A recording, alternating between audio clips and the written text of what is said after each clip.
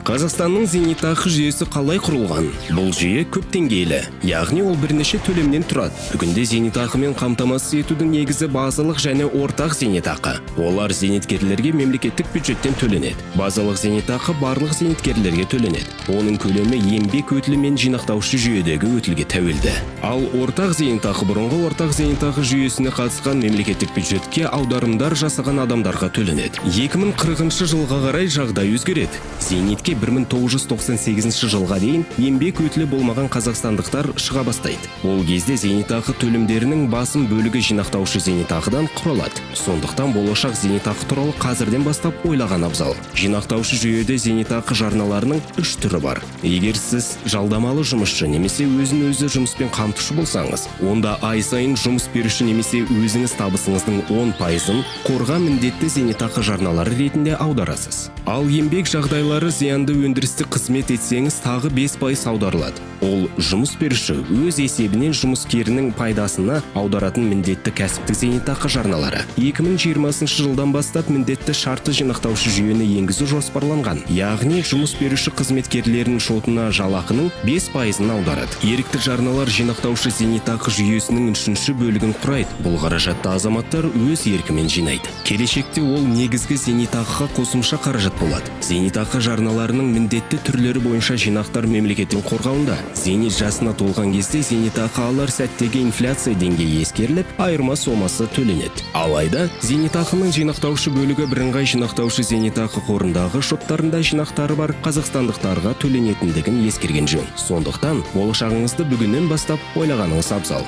Қария шаққа жинаңыз, дария баққа жинаңыз.